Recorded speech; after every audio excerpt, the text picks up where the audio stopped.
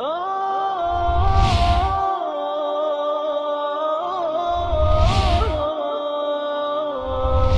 حامل القرآن.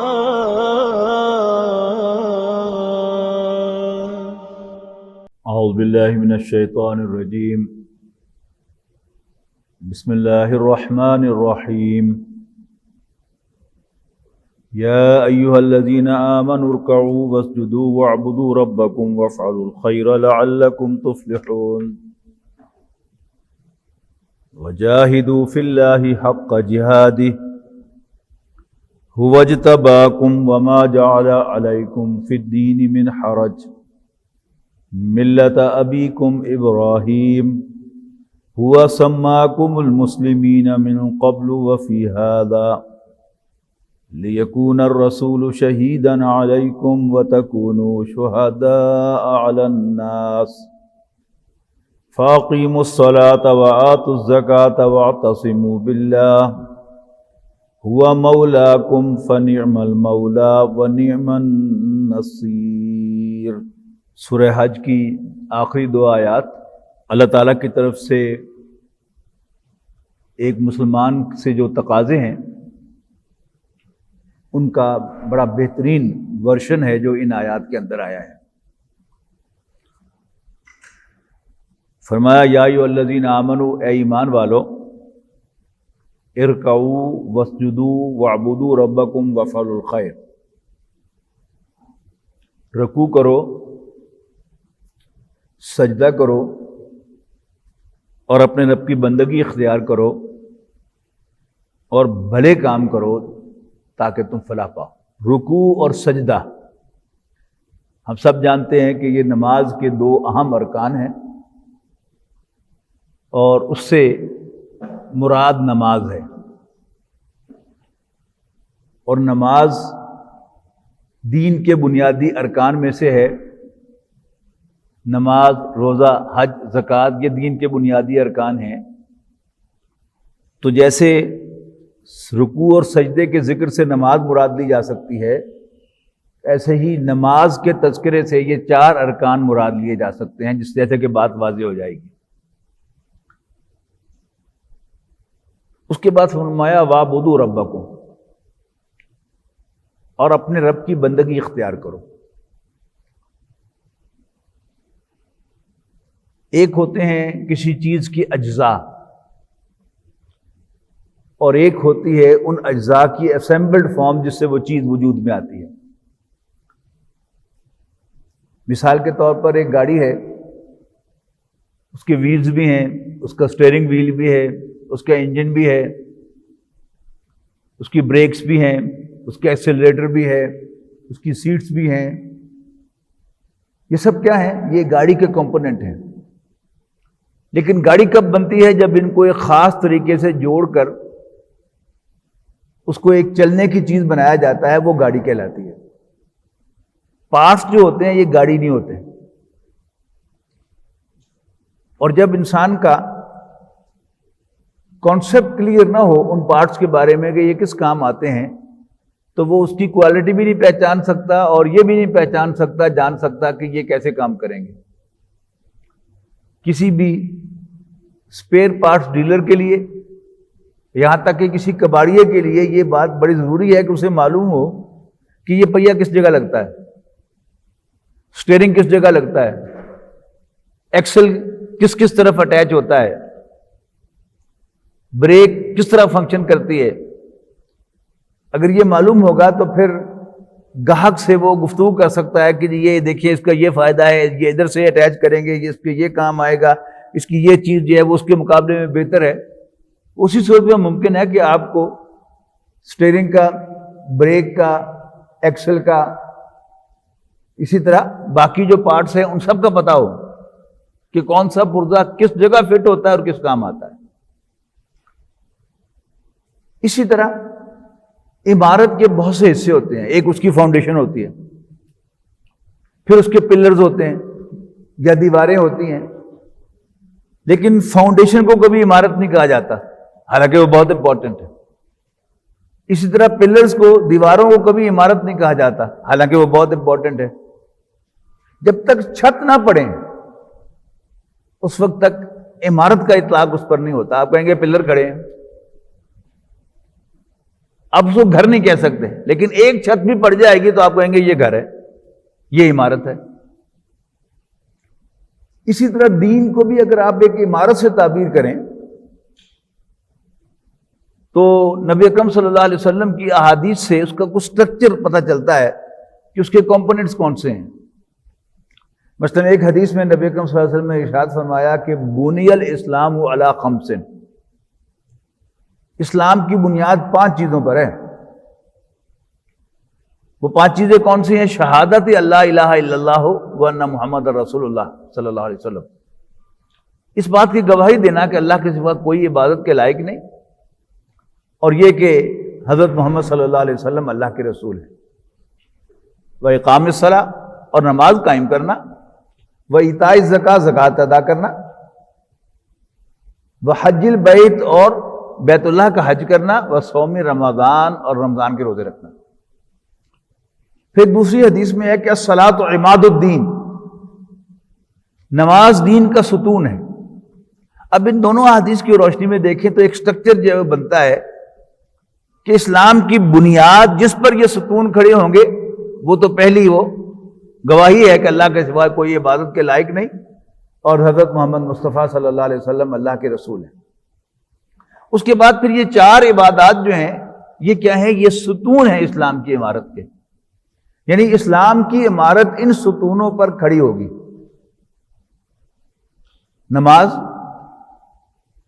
ایک ستون ہے، روزہ ایک ستون ہے، زکوٰۃ ایک ستون ہے، حج ایک ستون ہے. کس کا؟ اسلام کی عمارت کا، جس کی چھت جو ہے وہ بندگی ہے. اللہ تعالیٰ نے ہمیں کیوں پیدا کیا ہے؟ قرآن مجید میں بڑے واشگاف الفاظ میں اس بات کا اعلان کیا گیا کہ وَمَا خَلَقْتُ الْجِنَّ وَالْإِنسَ إِلَّا لِيَعْبُدُونِ، میں نے جنوں اور انسانوں کو اس لیے پیدا کیا کہ وہ میری بندگی کریں، میری غلامی اختیار کریں. بندگی اور غلامی کیا ہوتی ہے؟ اللہ کا بڑا شکر ہے کہ ہم دور غلامی میں پیدا نہیں ہوئے، ورنہ کیا پتا ہم بھی کسی کے غلام ہوتے. تو اللہ تعالیٰ نے ہمیں آزاد پیدا کیا ہے، ہم ایک آزاد ملک کے شہری ہیں، یہ اس کا احسان ہے. لیکن ذرا تصور کیجئے کہ حضرت بلال رضی اللہ تعالیٰ عنہ امیہ بن خلف کے غلام تھے، زر خرید غلام. اور حضرت ابوبکر رضی اللہ تعالیٰ عنہ نے امیہ بن خلف سے حضرت بلال کو منہ مانگے دام دے کر خریدا اور آزاد کر دیا. یہ کیا ہے؟ یہ حضرت ابوبکر کے دفتر فضیلت کی ایک بڑی اہم بات ہے کہ انہوں نے حضرت بلال کو امیہ بن خلف سے منہ مانگے قیمت دے کر خریدا اور آزاد کر دیا. غلام کیا ہوتا ہے؟ یعنی امیہ بن خلف کیا کرتا تھا کہ مکے کی پتھریلی زمین پر اوندے منہ گھسیٹتا تھا رسی باندھ کر حضرت بلال رضی اللہ تعالیٰ عنہ کو. آپ کی کوئی بکری ہے، آپ اسے چاہیں تو ذبح کر دیں، آپ اس کے مالک ہیں نا. آپ چاہیں تو اسے رسی ڈال کر گھسیٹیں، چاہیں تو کچھ کھانے کو دیں، چاہیں تو نہ دیں. اللہ تعالیٰ ہمارا مالک ہے، اسی لیے وہ ہمیں سے جسے چاہتا ہے اچھا کھلاتا ہے اور جسے چاہتا ہے کم کھلاتا ہے. اس نے ہمیں جیسے چاہا پیدا کیا. مجھے ذرا پرومیننٹ ناک اچھی لگتی ہو، اللہ نے میری ناک کو پرومیننٹ نہیں بنایا. مجھے بڑی اچھے لگتے ہیں وہ لوگ جن کی موٹی موٹی آنکھیں ہوں، میری نارمل موٹی آنکھیں نہیں ہیں. اللہ نے مجھے اپنی مرضی سے پیدا کیا ہے. مجھے کتنا ہی اچھا لگتا ہو کہ میرا رنگ گورا ہو، لیکن اللہ تعالیٰ نے مجھے وہ رنگ دیا جو اسے پسند ہے. میں لمبا قد پسند کرتا ہوں یا چھوٹا قد پسند کرتا ہوں، اللہ تعالیٰ نے مجھ سے پوچھ کر مجھے قد عطا نہیں کیا، اس لیے کہ وہ مالک ہے. تو غلامی کیا ہے؟ اللہ تعالیٰ ہی سے مانگنا، اللہ تعالیٰ ہی پر بھروسہ کرنا، اللہ تعالیٰ ہی سے ڈرنا، اللہ تعالیٰ کے دیے پر خوش ہو جانا اور اس کا کہنا ماننا، غلطی ہو جائے تو اس سے معافی مانگنا، یہ ہے بندگی، اللہ تعالیٰ کی غلامی۔ لیکن یہ کیسے ممکن ہے؟ اللہ تعالیٰ نے ہمیں اس دنیا میں بھیجا ہے، اس دنیا کے بڑے جھمیلے ہیں، اس کی بڑی بڑی اٹریکشنز ہیں جو اللہ تعالیٰ کی طرف دیکھنے بھی نہیں دیتی، کہ تجھ سے بھی دل فریب ہیں غم روزگار کے۔ تو نماز کیا ہے؟ نماز دنیا کے ان جھمیلوں میں انسان کو یاد کراتی ہے کہ تو کون ہے۔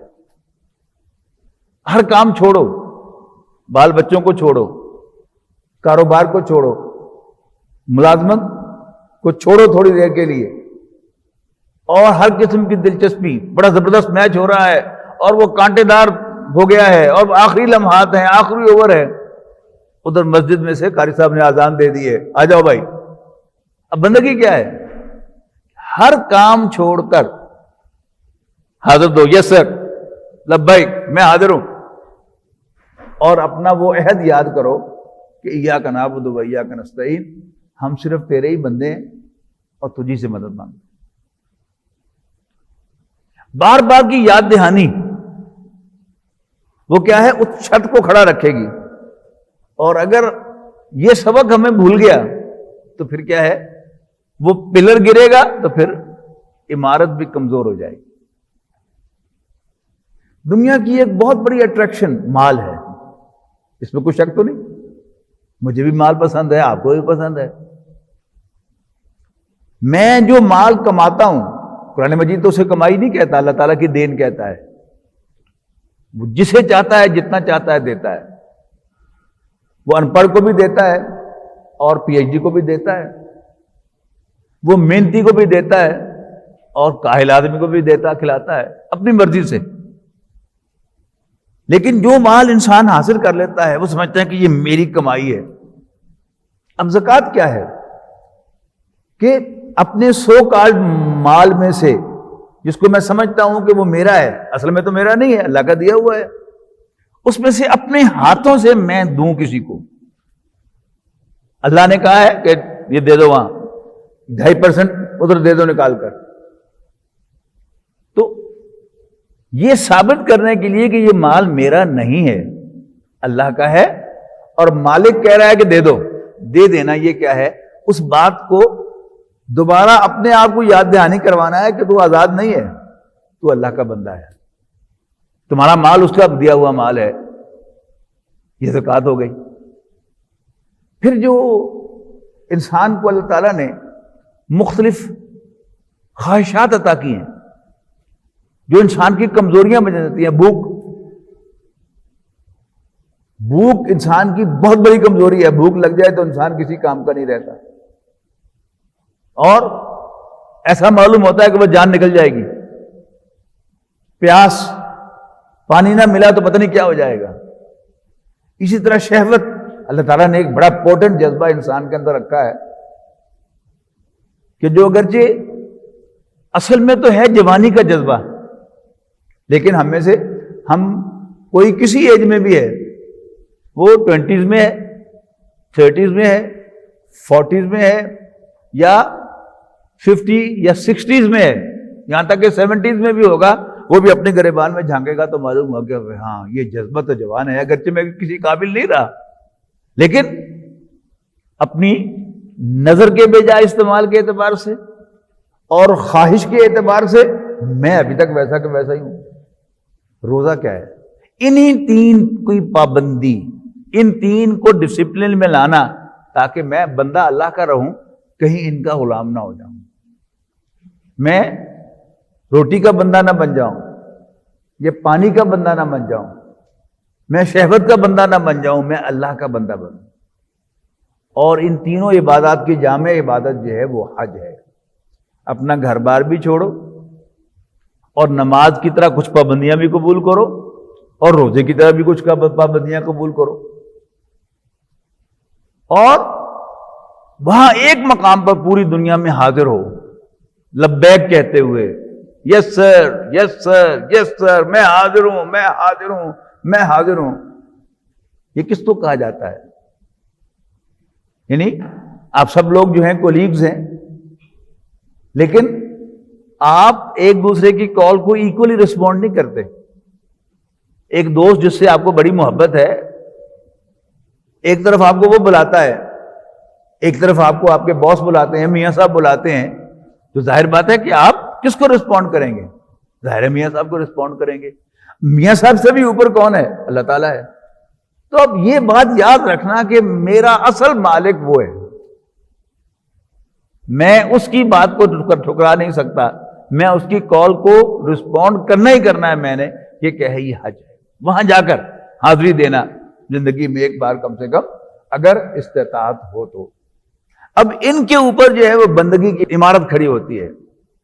انسان اللہ تعالیٰ کا بندہ اپنے آپ کو کہتا ہے ایاک نعبد، اے اللہ ہم صرف تیرے ہی بندے ہیں، اور اسی سے مدد مانگتے ہیں.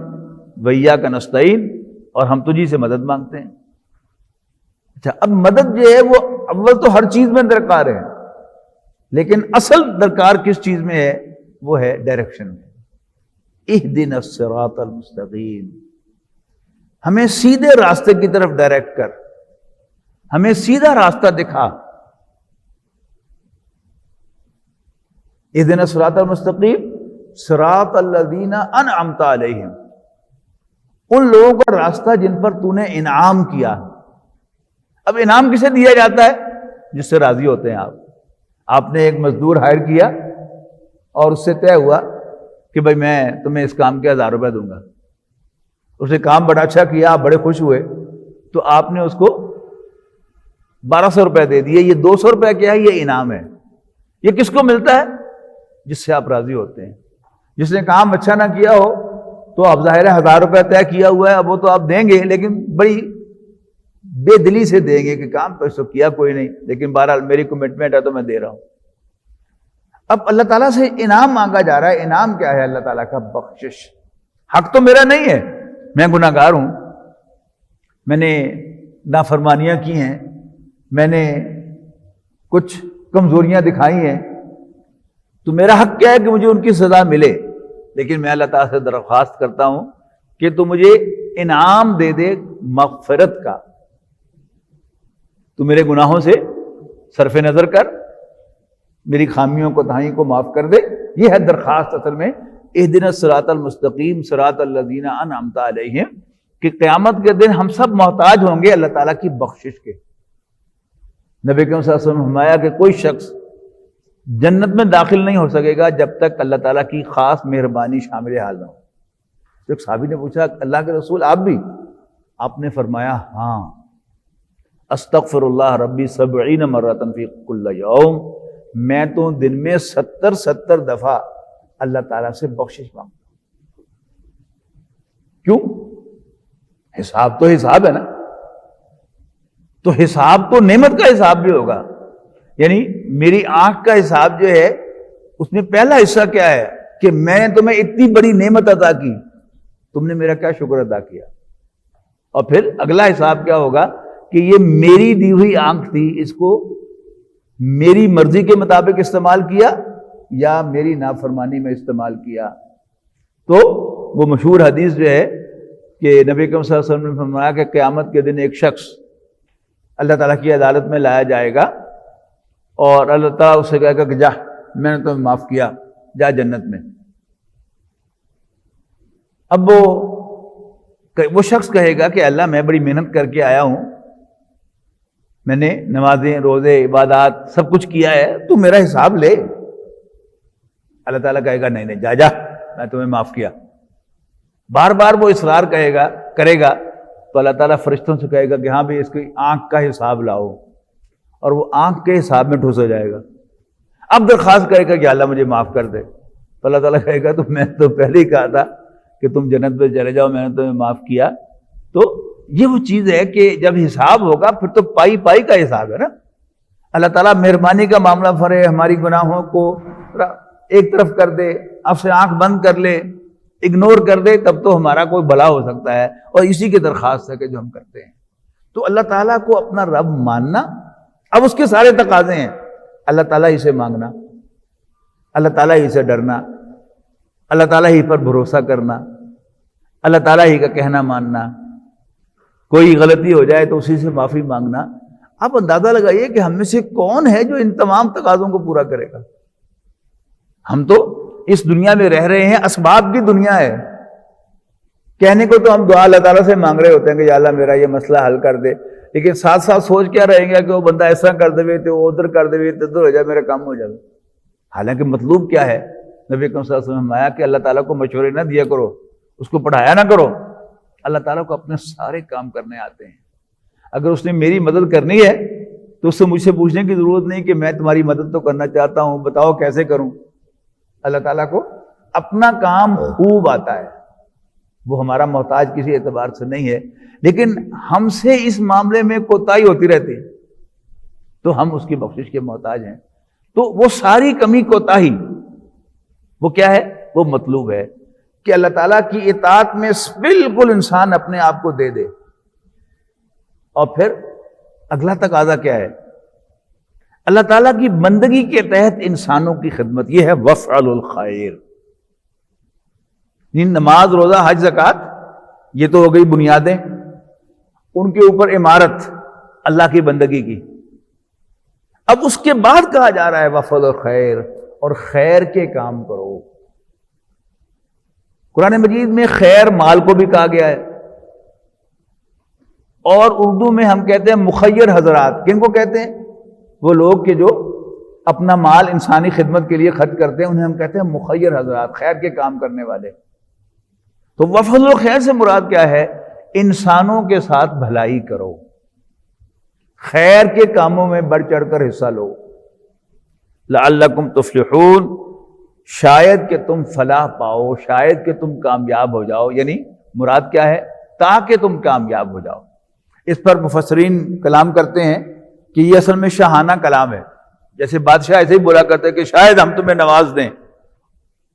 تو اس سے مراد کیا ہوتی ہے کہ اگر تم ایسا کرو گے تو ہم تمہیں نوازیں گے. تو اللہ تعالیٰ بھی یہاں کہہ رہا ہے کہ تم نماز و حج زکوٰۃ کا اہتمام کرو، اللہ کی بندگی کرو اور خیر کے کام کرو تاکہ ہم تمہیں بخش دیں، تاکہ تم فلاح پا جاؤ. اب فلاح جو ہے، یہ جو انسانی خدمت ہے، اس کے کئی درجے ہیں. نبی اکرم صلی اللہ علیہ وسلم نے اپنے بھائی کو دیکھ کر سمائل اس کو پیش کرنا، اس کو بھی نیکی کا ہے. ٹھیک ہے نا؟ ایک آدمی جب وہ منہ وٹ کے رکھتا ہے اور دوسرا آدمی جو ہے وہ جب بھی آپ کے سامنے آتا ہے آپ کو اسمائل کرتا ہے، جس سے آپ کو یعنی وٹ والا چہرہ دیکھ کر آپ کو بھی غصہ آئے گا، آپ کو بھی تکلیف ہوگی، اور ایک اسمائلنگ فیس دیکھ کر آپ کو مسرت ہوگی. تو یہ جو مسرت اس نے آپ کو پہنچائی ہے، یہ بھی کیا ہے؟ یہ بھی نیکی ہے. راستے سے کوئی تکلیف دہ چیز ہٹا دینا، یہ بھی نیکی ہے، یہ بھی انسانی خدمت ہے. کوئی چھلکا جس سے کسی کے گر جانے کا، پھسل جانے کا امکان ہے، اس کو ہٹا دینا. راستے میں کوئی اور رکاوٹ ہے، اس کو ہٹا دینا. تو چھوٹے چھوٹے کاموں سے لے کر سلام کرنا، کسی کو دعا دینا، کسی کے کام آنا، یہ سب کیا ہے؟ یہ نیکی کا کام ہے. کسی بھوکے کو کھانا کھلانا، کسی نابینا کو سڑک پار کرا دینا،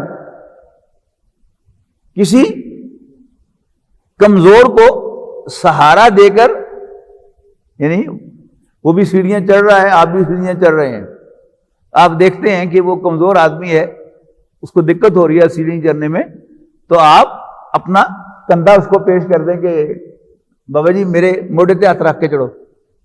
یہ بھی کیا ہے؟ یہ بھی نیکی ہے. تو یہ سب نیکیاں ہیں، لیکن ہم میں سے ہر شخص نیکی اپنی ذہنی سطح کے مطابق کرتا ہے. غریب کی امداد کرنا، اب امداد کے کئی ذرائع ہیں. مثال کے طور پر کسی غریب کو 50 روپے دے دینا، یا کوئی مانگنے والا ہے اس کو 10 روپے دے دینا. لیکن ہم میں سے جو ذرا نسبتاً سمجھدار لوگ ہیں وہ اس چیز کو بہت مائنڈ کرتے ہیں. مسجد میں کسی نے کہا کہ جی میں نے بجلی کا بل ادا کرنا ہے، یہ میرے پاس بل ہے تو میری کو ہیلپ کر دیں. آپ کی جیب میں 2000 روپے تھے، آپ نے اس کو دے دیے. نمازیوں میں سے کوئی شخص آپ سے آرگو کرے گا کہ یہ پروفیشنل لوگ ہیں سارے، اور واقعہ سنائے گا آپ کو کہ جامع مسجد میں ایسے ہوا تھا، ایک آدمی نے آواز لگائی، پیچھے سے اس کے ایک اور آدمی نے اس کا گریبان پکڑا، ہاں بھائی پرسوں تر میں نے نہیں سن. یہ واقعات بھی سارے درست ہیں، لیکن ایک ذہنی سطح ہے کہ یہ لوگ جو ہیں، ایک تو ایک اینگل یہ ہے کہ یہ پروفیشنل ہیں، مانگنا ان کا دھندا ہے، یہ مانگتے رہتے ہیں. پھر اس سے بھی آگے چل کر ایک بات ہے کہ کوئی شخص کہتا ہے کہ یہ غریب لوگ جو ہیں یہ پیسے ضائع کرنے ان کو بہت آتے ہیں. آپ ان کو کسی ضرورت کے لیے پیسے دیں گے، وہ ضرورت جینون بھی ہوگی، آپ ان کو جانتے بھی ہیں، تو وہ آپ کے دیے ہوئے پیسے اس کام میں خرچ نہیں کریں گے، اس سے کچھ اور چیز لے آئیں گے. مثال کے طور پر کسی جینوین ضرورت کے لیے آپ نے ان کو 10,000 روپے دیے، اور وہ غریب آدمی جو ہے 10,000 روپے کو موبائل لے کے آ جائے، تو آپ کو ایک محسوس ہوگا یار میں جتنا اس کا مطلب سیکھ لے کے آ گیا. اور یہ کوئی انہونی مثال نہیں ہے، بہت سی مثالیں آپ کے سامنے آئیں گی. لہذا بعض جو ذرا زیادہ سمجھدار لوگ ہیں وہ کیا کہتے ہیں کہ ان کو کوئی اموویبل پراپرٹی بنا کر دیں. ان کا گھر تنگ ہے تو ایک کمرہ بنا کے دے دیں، ان کا گھر بوسیدہ ہے تو اس کی مرمت کروا کے دے دیں. پھر ان میں سے بھی زیادہ کچھ سیانے لوگ ہیں وہ کہتے ہیں کہ نہیں، ان کی کوئی ایسی مدد کی جائے کہ جس کے ذریعے یہ اپنے پاؤں پر کھڑے ہو جائیں. اچھا، اب اپنے پاؤں پر کھڑا کرنے کا کیا ہے کہ آپ نے کسی غریب کو ذرا اچھی اماؤنٹ دے دی کہ تم کوئی ریڑھی لگا لو، بلکہ آپ نے ریڑھی خرید کے بنوا کے دے دی اور اس پر مال رکھ کے دے دیا، تو 2 ہفتے کے بعد معلوم ہوگا کہ وہ ضرورت ہو گئی سی، بیمار ہو گیا سی بچہ، وہ ہسپتال سے بڑا خرچہ آ گیا سی، تو پیسے سارے میں اتر آتے. لہذا کچھ لوگ کہتے ہیں کہ نہیں، ان کا یہ علاج نہیں ہے، ان کے بچوں کو تعلیم دلائی جائے تاکہ یہ اپنے پاؤں پر کھڑے ہو جائیں. اور میں ایسے لوگوں کو جانتا ہوں کہ جنہوں نے غریبوں کے بچوں کو ڈاکٹر بنا دیا اپنی، یعنی اس جو خیر کے اندر جذبہ تھا ان کا، اس کے تحت.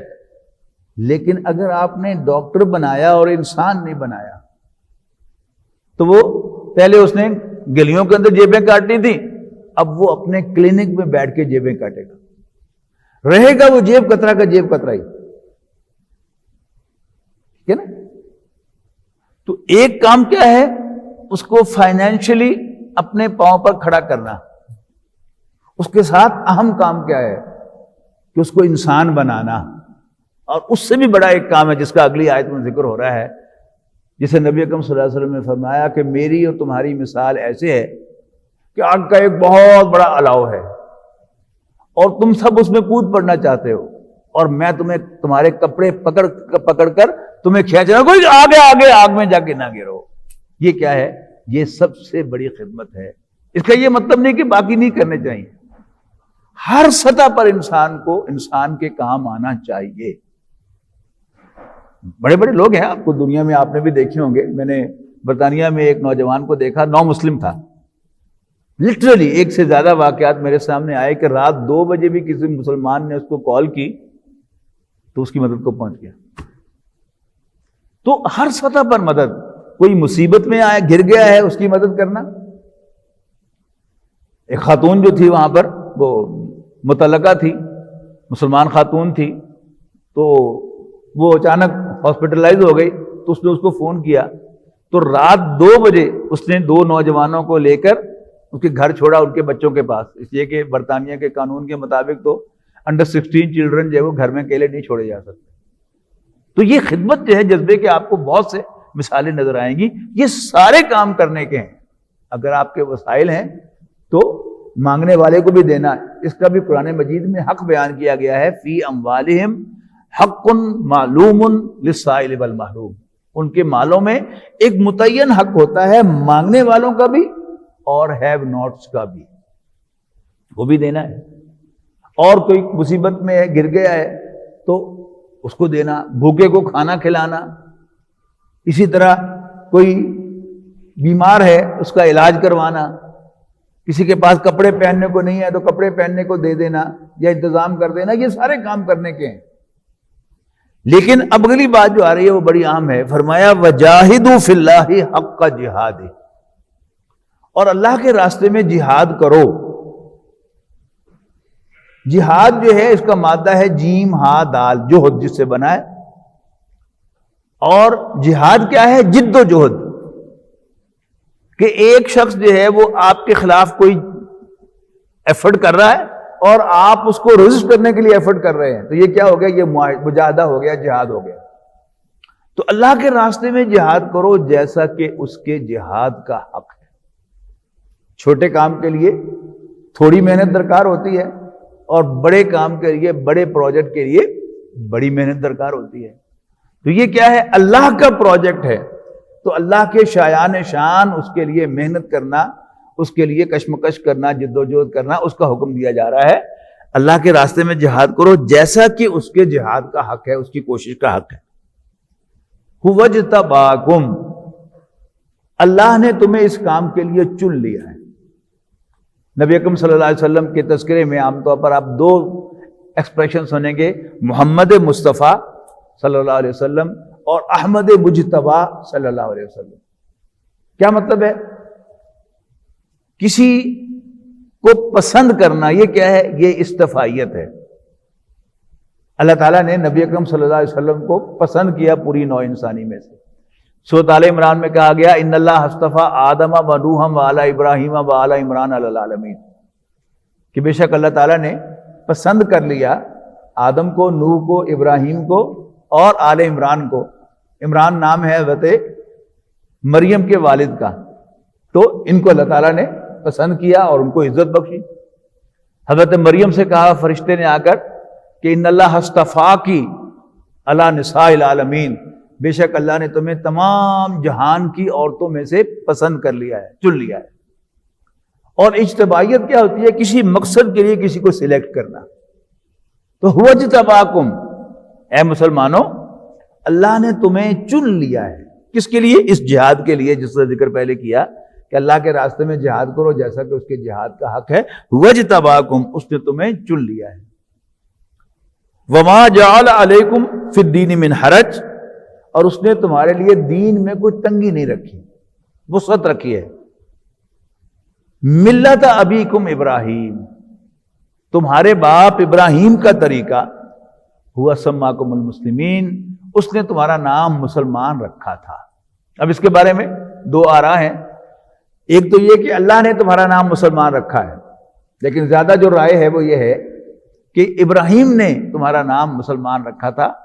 اور ہم سورہ بقرہ میں پڑھ کے آئے ہیں حضرت ابراہیم علیہ السلام کی وہ دعا 15ویں رکوع میں، پہلے پارے کے 15ویں رکوع میں، کہ جب حضرت اسماعیل اور حضرت ابراہیم خانہ کعبہ کی دیواروں کو اٹھا رہے تھے بنیادوں سے، تو دعائیں کر رہے تھے ربنا تقبل منا انک انت السمیع العلیم، اے اللہ ہماری طرف سے یہ محنت قبول کر، بے شک تو سننے والا اور جاننے والا ہے.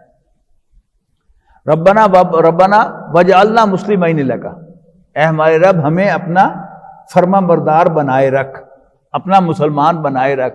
وَمِن ذُرِّيَّتِنَا أُمَّةً مُسْلِمَةً لَكَ، اور ہماری اولاد میں سے بھی ایک مسلمان امت بنا.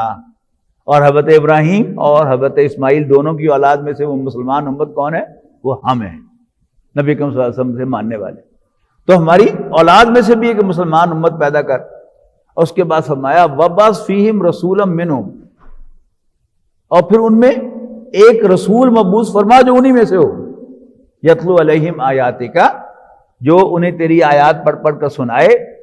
وَيُعَلِّمُهُمُ الْكِتَابَ وَالْحِکْمَةَ، اور انہیں کتاب اور حکمت کی تعلیم دے. وَيُزَکِّیہم، اور ان کا تزکیہ کرے. اِنَّکَ أَنْتَ الْعَزِیزُ الْحَکِیم، بے شک تو بالادست حکمت والا ہے. تو ابراہیم نے تمہارا نام مسلمان رکھا.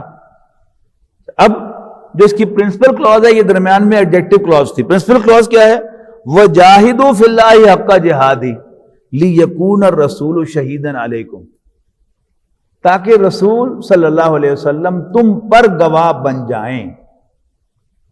انگریزی کی طرح عربی زبان میں بھی پریپوزیشن کے استعمال سے محاورے ایک دوسرے کے الٹ ہو جاتے ہیں. مثلا پٹ آن کے معنی پہننا، اور پٹ آف کے معنی اتارنا. اسی طرح اگر شہادت کے بعد لام آئے، شہادت لی فلاں، تو اس کا مطلب ہوتا ہے کسی کے حق میں گواہی دینا. اور شہادت علی فلان اس کا مطلب ہوتا ہے کسی کے خلاف گواہی دینا، یعنی پروزیکیوٹ کرنا اس کو. تو یہاں کیا فرمایا جا رہا ہے؟ تاکہ رسول تمہارے خلاف گواہ بن جائیں. وَتَكُونُوا شُهَدَاءَ عَلَى النَّاسِ، اور تم پوری نوع انسانی پر، لوگوں پر گواہ بن جاؤ، لوگوں کے خلاف گواہی دینے والے بن جاؤ. کیا مطلب؟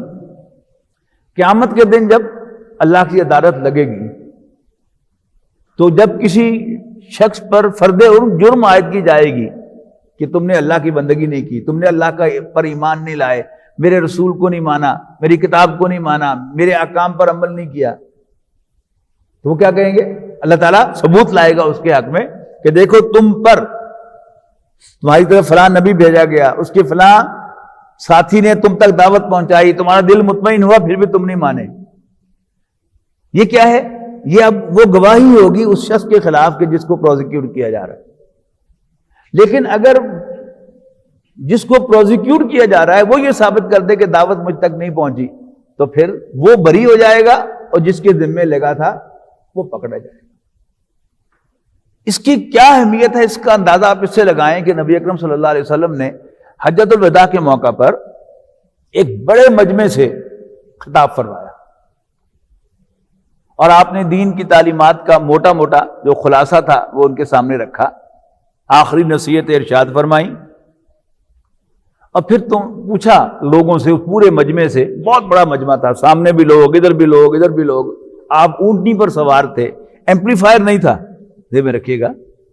تو آپ ہر بات 3 دفعہ دہراتے تھے، پہلے سامنے چہرہ مبارک کر کے کہتے تھے، پھر دائیں کر کے کہتے تھے، پھر بائیں کر کے کہتے تھے. آپ نے پوچھا الا هل بلغت، بتاؤ میں نے پہنچا دیا کہ نہیں؟ صحابہ نے جواب دیا انا نشہد انک قد بلغت وادیت ونصحت، اے اللہ کے رسول ہم گواہی دیتے ہیں کہ آپ نے حق تبلیغ ادا کر دیا، حق امانت ادا کر دیا اور حق خیر خواہی ادا کر دیا. پھر آپ نے یہی سوال پوچھا دائیں والوں سے، پھر یہی سوال پوچھا بائیں والوں سے، تو سب نے یہی جواب دیا کہ ہم گواہی دیتے ہیں کہ آپ نے حق تبلیغ ادا کر دیا، حق امانت ادا کر دیا اور حق خیر خواہی ادا کر دیا. تو اللہ کے رسول صلی اللہ علیہ وسلم نے آسمان کی طرف دیکھا اور یہ شہادت کی انگلی اٹھائی اور کہا اللہم اشہد، اے اللہ تو گواہ ہے کہ یہ مان رہے ہیں کہ میں نے تیرا دین ان تک پہنچا دیا ہے. اللہم اشہد، اللہم اشہد، اے اللہ تو گواہ ہے. پھر فرمایا کہ فلیبلغ الشاہد الغائب، جو یہاں موجود ہیں یہ ان کی ذمہ داری ہے کہ ان تک یہ دین پہنچائیں جو یہاں موجود نہیں ہے. عربی زبان میں شاہد کہتے ہیں موجود کو اور غائب کہتے ہیں غیر موجود کو. جیسے نماز جنازہ میں ہے نا اللہم اغفر لحینا و میتنا و شاہدنا و غائبنا، ہم میں سے جو زندہ ہیں انہیں بخش دے اور ہم میں سے جو فوت ہو گئے ہیں انہیں بخش دے، اور جو یہاں موجود ہیں انہیں بخش دے، جو یہاں موجود نہیں ہیں انہیں بخش دے. تو فلیبلغ الشاہد الغائب، جو یہاں موجود ہے اس کی ذمہ داری ہے کہ اس تک پہنچائے جو یہاں موجود نہیں ہے. تو یہ کیا ہے؟ اللہ تعالیٰ کی اس وہ دربار میں جو گواہی ہے، اللہ تعالیٰ کی عدالت میں جو گواہی ہے، یہ اس کا اشارہ ہے. تو نبی اکرم صلی اللہ علیہ وسلم کو اور باقی انبیاء کرام کو کس کام کے لیے بھیجا گیا؟ ایک ہوتا ہے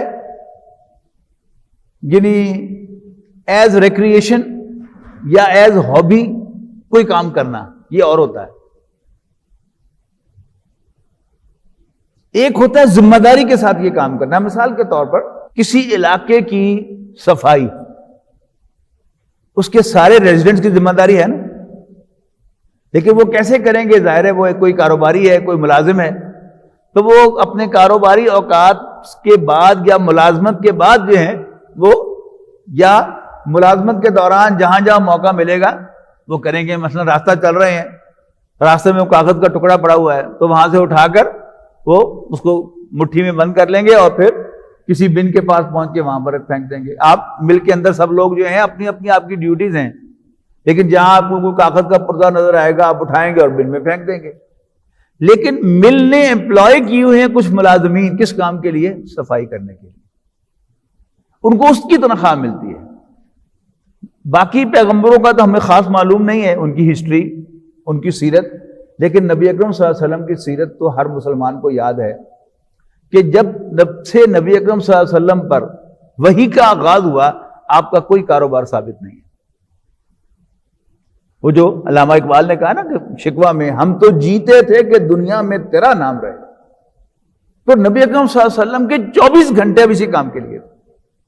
اب نبی اکرم صلی اللہ علیہ وسلم آخری رسول تھے، اب آپ نے اپنے اس جملے سے کہ فَلْيُبَلِّغِ الشَّاهِدُ الْغَائِبَ، یہ ذمہ داری ڈال دی ہے کن پر؟ بعد میں آنے والے یا وہاں جو لوگ موجود تھے ان پر، کہ وہ اگلوں کو پہنچائیں، پھر ان کی پہچانی ذمہ داری ہے کہ وہ اس کے اگلے کو پہنچائیں، پھر اس کی ذمہ داری ہے کہ وہ اس کو اگلے کو پہنچائے۔ یہ کیا ہے؟ پھر یہ چین جو ہے وہ ایک شروع ہو گئی کہ جس سے اللہ تعالیٰ کا وہ پیغام وہ نوع انسانی تک پہنچے گا۔ آج میں اور آپ مسلمان کیسے ہیں؟ کبھی غور کیا آپ نے کہ نبی اکرم صلی اللہ علیہ وسلم نے دین پہنچایا صحابہ کو، صحابہ نے پہنچایا تابعین کو، تابعین نے پہنچایا تبع تابعین کو، اور پھر ہوتے ہوتے ہوتے ہوتے آج یہ دین ہم تک پہنچا ہے۔ اگر ہم بھی اپنے گریبان میں جھانک لیں کہ ہم نے کتنے لوگوں کو، غیر مسلموں کو اسلام کی دعوت دی ہے، ہم نے کتنے مسلمانوں کو نماز کی تلقین کی ہے، ہم نے کتنے اپنے کولیگز کو زکوٰۃ کی تلقین کیا کہ بھائی زکوٰۃ بڑی ضروری ہے، کتنے کو ہم نے مشورہ دیا کہ بھائی روزے رکھا کرو۔ یہ کیا ہے؟ یہ ذمہ داری ہے میری اور آپ کی، ہم میں سے ہر ایک شخص کی۔ اب انبیاء کرام اس پر مامور تھے، مجتبی تھے۔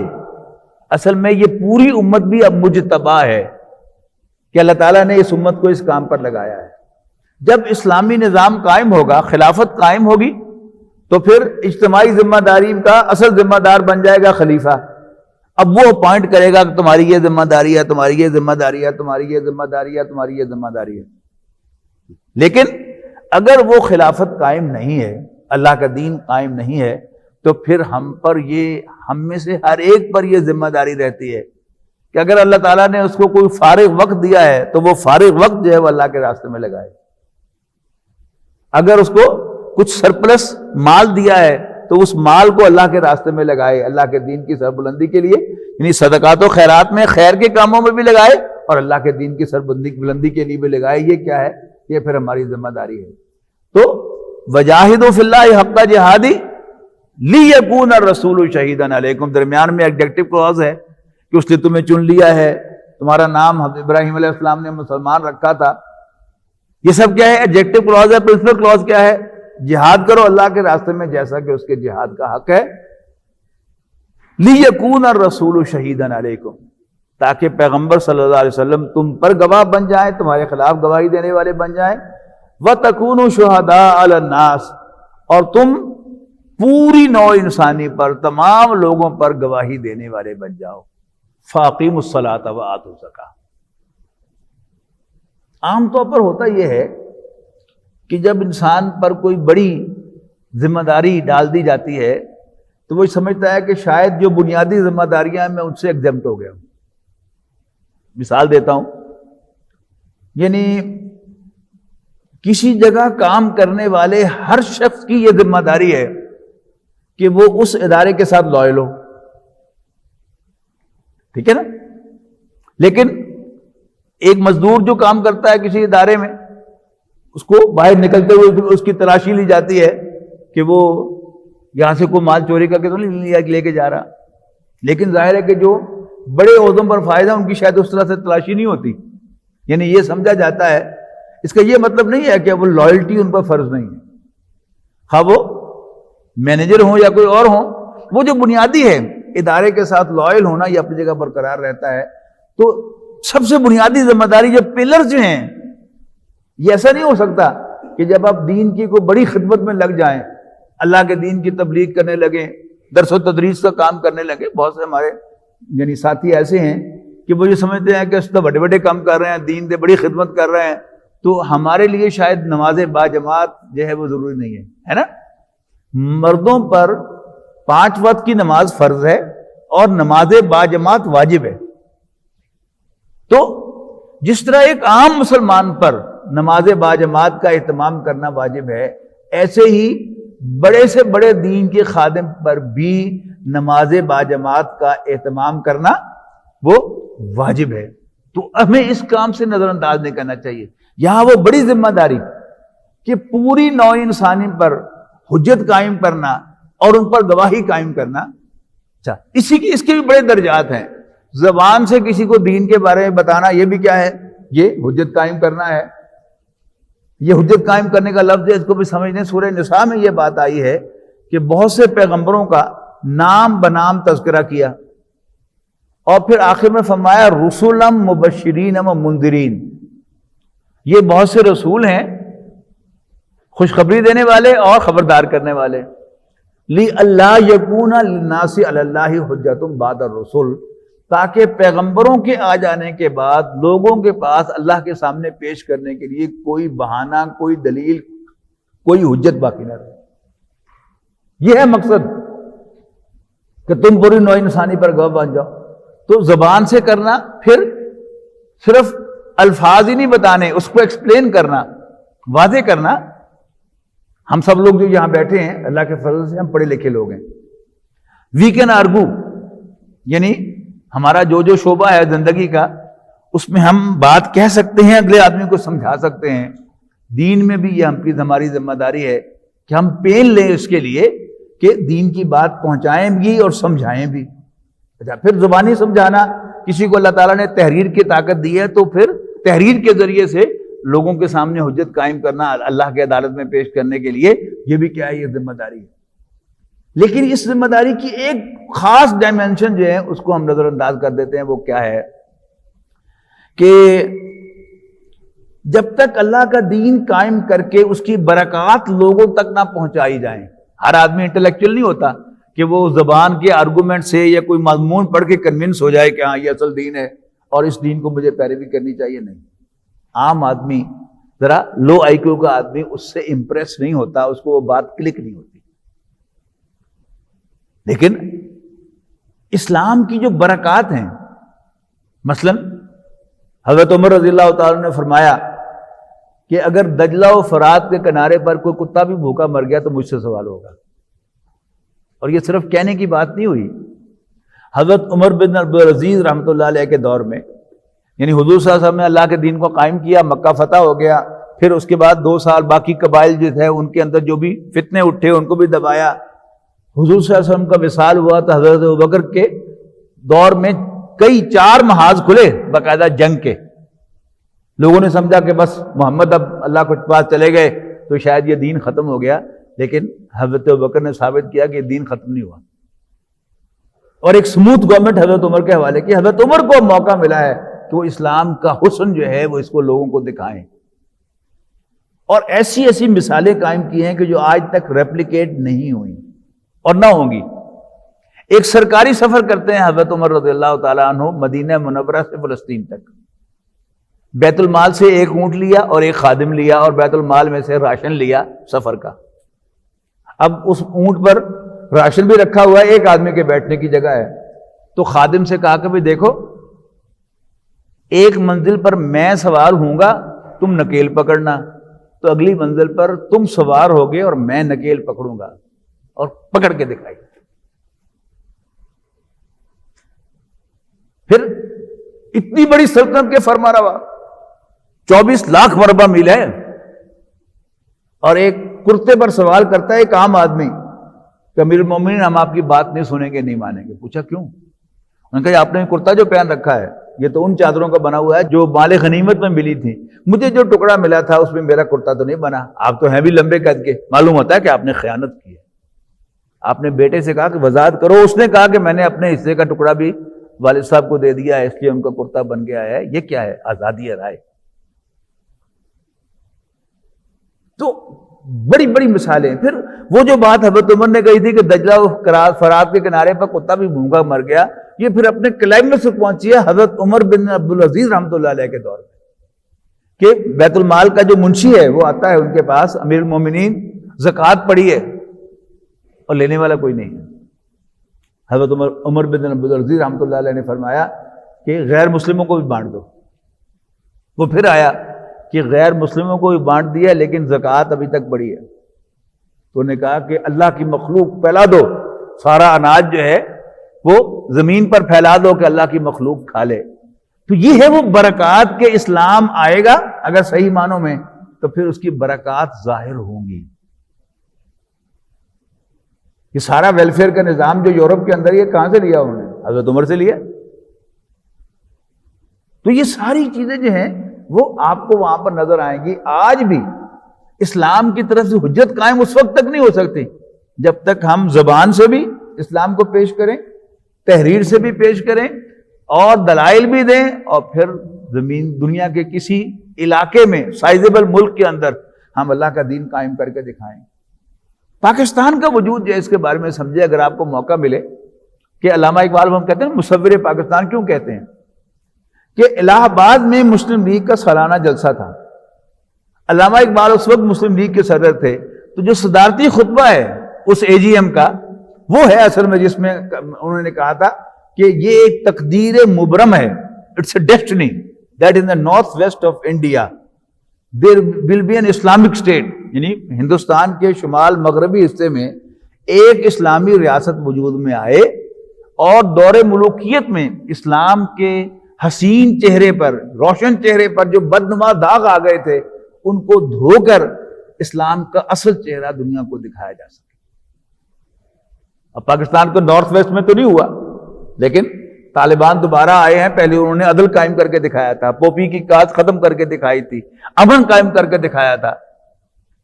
اللہ کرے اب سارا دنیا جو ہے وہ اب تلی ہوئی ہے کہ ان کو کام نہیں کرنے دینا، لیکن اللہ تعالیٰ کی مدد سے جیسے پہلے وہ آئے ہیں دوبارہ ان پر، اللہ تعالیٰ کی مدد سے وہ وقت آئے گا کہ وہ دنیا کو پھر ایک دفعہ دکھائیں گے کہ یہ ہوتا ہے عدل اور یہ ہوتا ہے امن اور یہ ہوتے ہیں انسانوں کے حقوق.